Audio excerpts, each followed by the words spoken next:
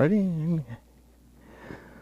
Okay, so here we are at Parsha Shemini, and this Torah portion would start at chapter 9 of Vayikra, or Leviticus, verse 1, but we're going to look at chapter 10. Shemini means eighth, and what is said about Shemini is that on the eighth day it came to be that Moses called Aaron and the sons and the elders of Israel. And that is a huge statement that we're not going to look at it today, but it's a huge statement considering on the eighth day they were called. Okay? And if we consider the eighth day of Sukkot for us is called Hoshana Rabbah, the Great Redemption. There's a lot that plays into eight. Eight is a representation of the world to come. So it's a very, very important little verse. We'll take a look at it maybe next time around when we do Shemini. But before we start, let's talk to our Elohim, and then we'll take a look at some interesting things about Nadav and Abihu. Master Yahuwah, we thank you for this opportunity to study your word together. Thank you for the fellowship. We ask tonight that you will open our eyes, open our ears, and open our hearts so that we can see, hear, and understand what your word and your Ruach have to tell us. We thank you for it in the name of Yahshua. Amen. Alrighty. So, Parsha Shemini. This is considering Nadav and Abihu. Now, every time we come back around to a Torah portion that we've considered in the past, it's kind of like having a second chance to explore this territory. And we've talked about Nadav and Abihu in the past. And it's amazing that we come back around to a Torah portion and there's a whole bunch of new stuff that we'd never considered is right there staring us in the face. So it's a second chance to look in the mirror to make sure that the tie is on just right or the dress is properly fitted. And this is especially true with this chapter 10, and we're going to look at verses 1 through 3 of Vayikra. That's Leviticus. That what we're going to find here is that even in our best intentions, if they are not in line with Yahuwah Elohim's instruction, that they're going to lead to a separation from him. So we'll take a look. We'll start at Vayikra 10:1. And this is a very important verse for us to understand because it sets the tone for what's going to go on in the balance of what we're going to consider. But it says, "And Nadav and Abihu, the sons of Aaron, took each of them his censer, and put fire on it, and laid incense on it, and offered strange fire before Yahuwah, which he had not commanded them." So there's a lot of stories and there's a lot of commentaries about what happened, and let's take a look at this Torah portion from a little deeper perspective. First of all, we consider the names, Nadav and Abihu. I sit here and play with this wire thingy all night, I think. Okay. Nadav means generous, but it also means liberal. It comes from a similar root that means to offer willingly or spontaneously. And the name Abihu simply means he is our father. So before we take a look any further into that, let's take a look at the phrase, the sons of Aaron took each. This phrase in Hebrew begins with the word vayihu, that from its root lakach not only means to take, but it also means to receive as well as to take away. So here we're starting to formulate an idea of a choice, which is interesting because lakach also means to make a choice, to make a decision. And next we're going to consider B'nai, which are B'nai Aaron, which means the sons of Aaron. The word for sons is B'nai, but its roots Bana, means to establish, it means to restore, it means to rebuild. The name Aaron means giver of light. And when we read about Aaron in the Torah, Aaron is a type or a representation of the Ruach of Yahuwah. So the words for sons, we've already talked about the word for sons. So giver of light. So here we can start to formulate an idea that tells us those who are established by and through the Ruach of Yahuwah are restored and nourished by its light have a choice to receive or to lose. So here is our first idea, that those who are established by and through the Ruach of Yahuwah and are restored and nourished by its light have a choice to receive or to lose. So there's the first idea that we're going to hold on to help us to put something together here shortly.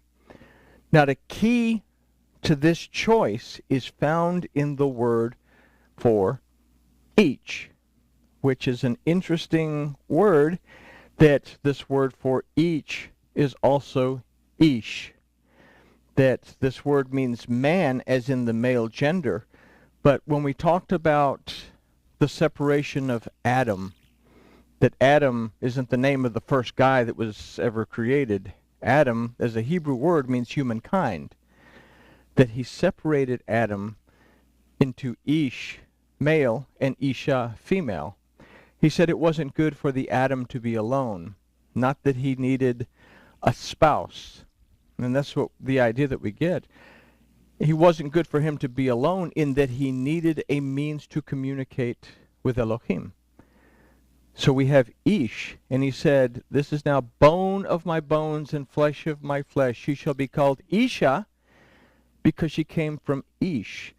And what this is telling us is that Ish represents that physical worship, our prayer, our study, our praise when we shut the blinds and praise because we don't want the neighbors to see the crazy people in there dancing around the house, right? But Ish represents that physical side of worship that brings forth Isha, the feminine part, that is the spirit. So in order for us to communicate, we have to have Ish to bring forth Isha. We say, why was it that Isha was not able to resist being deceived by the serpent? It wasn't because she was a woman. Okay?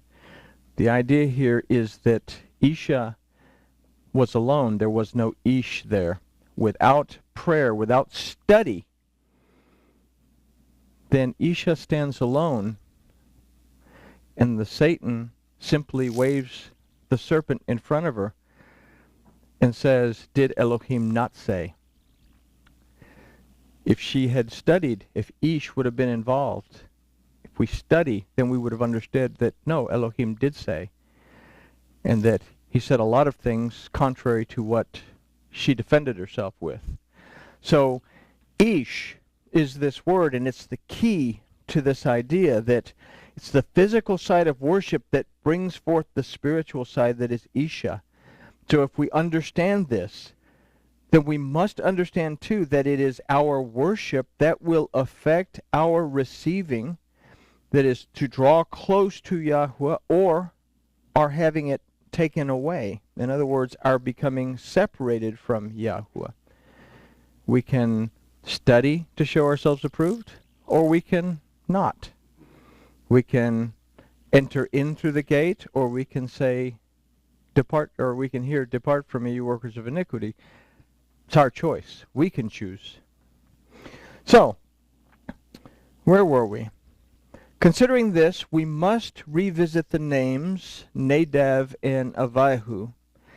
It is natural that reading this as a story, we would see this as two individuals as opposed to one thing attached to and dependent on another. So if we consider the Hebrew of this phrase, which says Nadav vai Avihu, that first we consider the vav that's in there in between them, that the vav represents a connection. It's a Hebrew letter that's used to say and. The first time that we see the vav as the root of a word in Torah, it's talking about the hooks that hold the rings that hold the veil up, and it holds the curtains in the temple up. So vav means connection. It means and, means to attach or reattach. So in this we have Nadav vai Avihu, that in other words, Nadav is connected to Avihu. So what is this that we're looking at? It ultimately affects the choice that is made. The definitions of Nadav were to be generous as well as to be liberal, and then from a similar root that meant to offer willingly and spontaneously. And we have to consider these things further. That we can be generous, exhibiting the generosity necessary in a given situation that neither starves or suffocates. I've been counseling a couple that her complaint is that he's always there. He suffocates her. He doesn't give her any space. That's overkill in a relationship. I'm sure that nobody here likes to ever be alone and have alone time, right? Yeah. But we can be overly generous and suffocate somebody, or we can neglect that person and starve them of our attention. So there's an idea there that we have to be balanced in our generosity, but we can also be liberal and give without concern of the effect of what the giving is, whether what is given is perceived generosity, but the question is it actually the right remedy or the right action? We can offer willingly by following the right steps and instructions, or we can be spontaneous and offer what, again, is not necessary or what is specifically asked for. Another big problem that I find in couples is that spouses are guilty of this on a regular basis. The wife says, I want X specifically. The husband decides that Y is much better than X and presents Y to his wife, who becomes distressed because what she wanted and her desires were put off. She perceives a lack of attention because what she specifically asked for was X, and this was not offered. We can reverse the roles. Guy can say, I want X. The wife goes out and says, oh, well, this Y is so much better than the X. But everybody has their reasons. Yeah, okay, no pun intended. Everybody has their reasons for wanting something specifically. If my wife says, I want this, then I better get this. And I found out that panko breadcrumbs and Progresso breadcrumbs are not the same thing. Okay? So the point is, the Torah is specific. It tells us what is expected, what Elohim wants. We cannot simply off the cuff. That word. We can't just off the cuff say, well, I'm going to do it this way instead. So, what we come here is that the role, Yahweh Elohim, our Father, requires us to follow His instructions specifically, and our actions, each, must be in line with His desire according to His instruction. In our study of Yehezekiel, we talked about the waters below the firmament and the waters above the firmament. We said the waters below the firmament was the Torah, the instruction given to us in our interpretation. The waters above the firmament were the Torah given by Elohim and his redemption, his deliverance, his restoration according to his Torah. And that the waters below and the waters above have to be in agreement. Remember that? Okay. So they have to be in agreement. This cannot be based on our actions in Nadav. A misdirected willingness to serve Elohim based on liberal generosity and impulsive spontaneity. I can say that word. I didn't realize it was spelled that way until spell check told me over and over I can't spell it the way I want to. Instead of according to the Torah, which is the instruction of Yahuwah. So the instructions of Elohim are specific. We can't just go in there off the cuff and say, this is what it means, this is what I'm going to do, or I have rabbinical takanot that says this is what it means, or I have church doctrine that says this is what it means. I have to go into the Torah and say, this is what it means.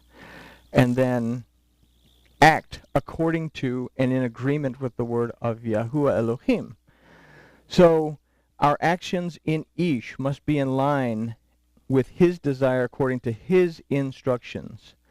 And it cannot be based on the actions of Nadav. In other words, again, a misdirected willingness to serve Elohim based on our generosity or spontaneity. This is what attaches itself to Avihu, which is Yahuwah, as he is our Father. It's also what separates us from him. We have a choice. We can either walk with Elohim according to his word or not. So, but let's take a look at Matthew 7:18 through 23. He said, a good tree cannot bring forth evil fruit, neither can a corrupt tree bring forth good fruit. Every tree that brings not forth good fruit is hewn down and cast into the fire.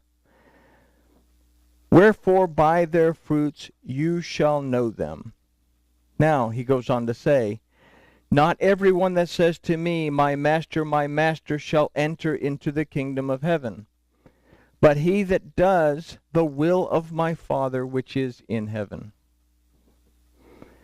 Many will say to me in that day, my master, have we not prophesied in your name, and in your name have cast out devils, and in your name have done many wonderful works? We are all that in a bag of potato chips in your name. Then I will profess to them, I never knew you. Depart from me, you that work iniquity. Literally, this word iniquity means lawlessness. It means Torahlessness. Basically, you that do not keep the will of my Father. Where do we find the will of the Father? Well, we find the will of the Father in the Torah. It's not that hard to do. I am Yahuwah your Elohim. Don't have any other Elohim before me. I took you out of Egypt. I take you out of bondage. You're not Elohim. Don't make yourself Elohim. Love your neighbor as yourself. Don't kill anybody. Don't steal from them. Don't lie about them. Don't bear false witness. Yeah, it's not that difficult to keep Torah. So note that what these people did, whether out of willingness or generosity, these things that in their eyes were wonderful works, are to be considered evil fruit from a corrupt tree, works of iniquity, because they were not done according to the will of the Father.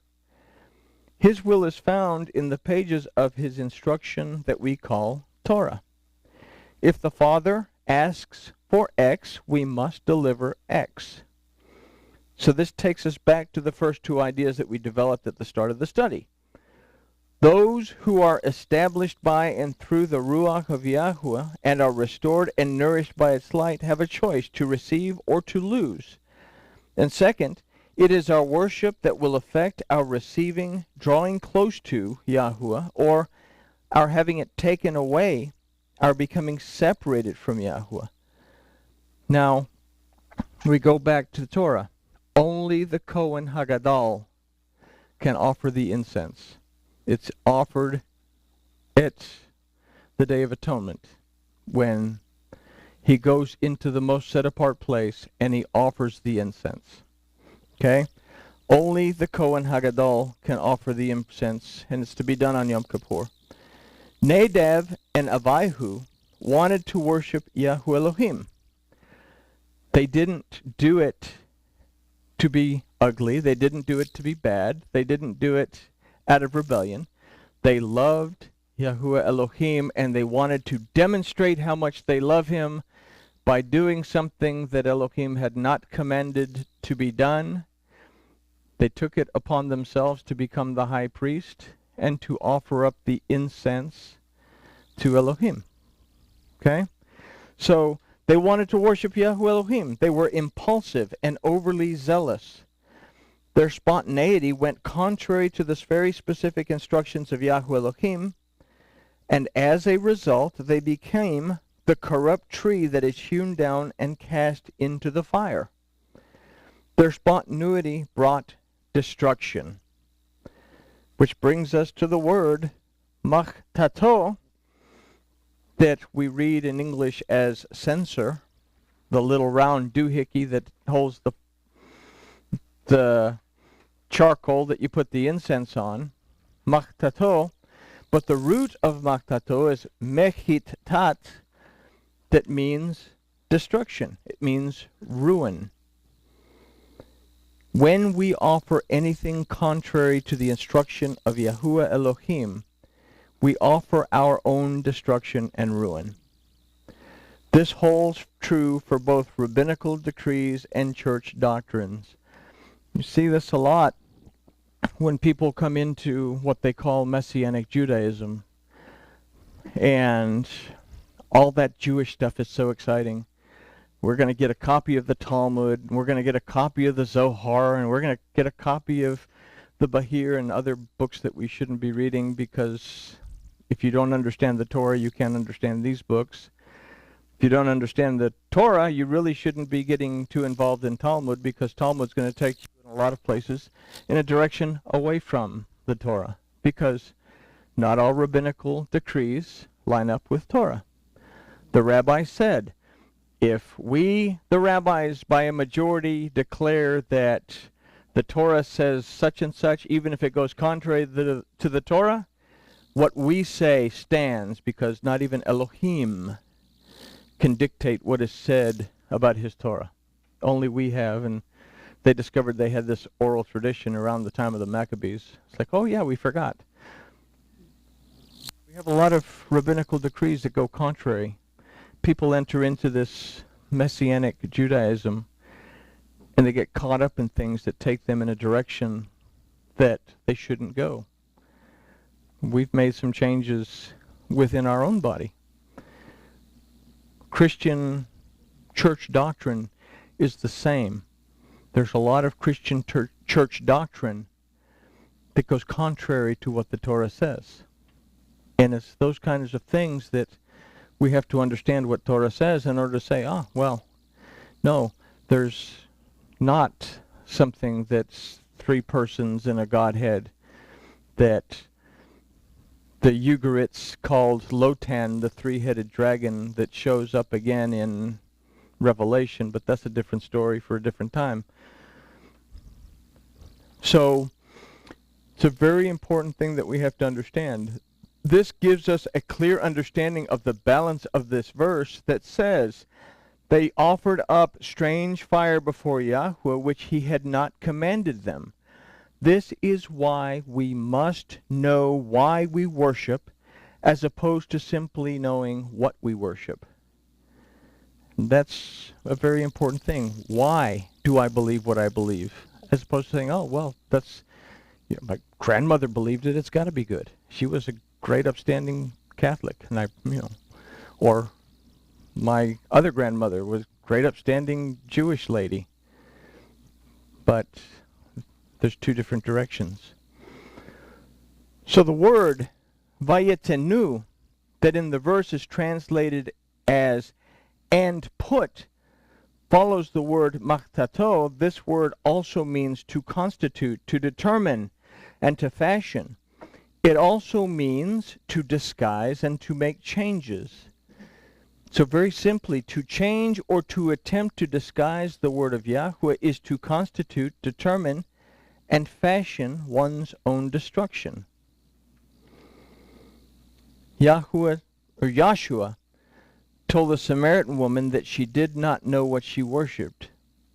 He then said that redemption, deliverance, and restoration, most of our King Jimmy Bibles say salvation, but as an idea, as a word, as a concept, the idea of salvation isn't something that's understood or even considered in Torah. You're either redeemed, you're bought back, you're delivered from whatever you get yourself into, and you're restored so that you can go back and sell yourself back into slavery and have to be delivered out of it again and be restored so you can go back and do it over and over and over. If we read the book of Judges, we'll know that that's exactly what happened.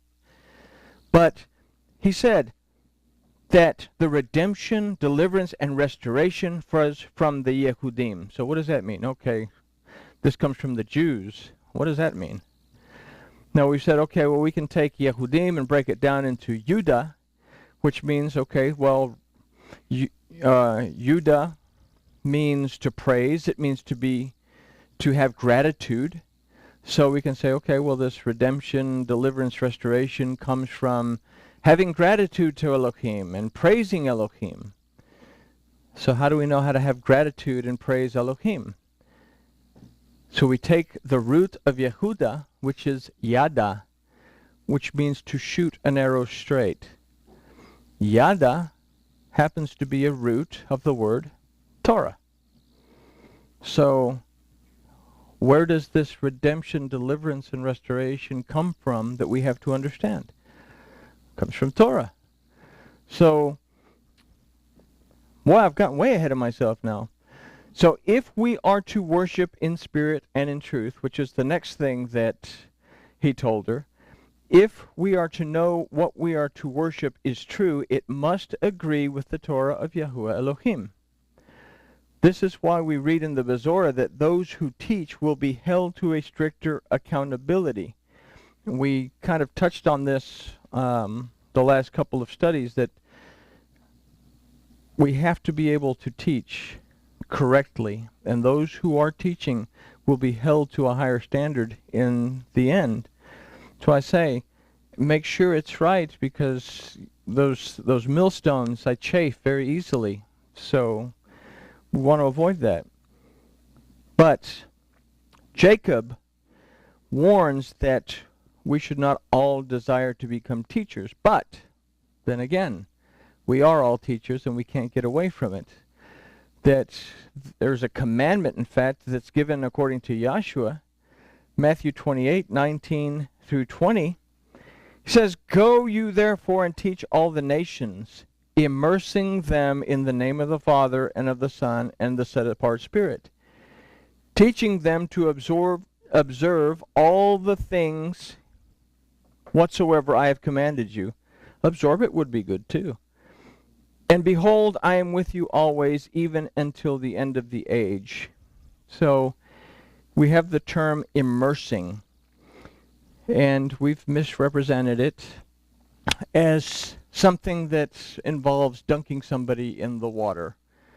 Yes, John had a mikvah for repentance.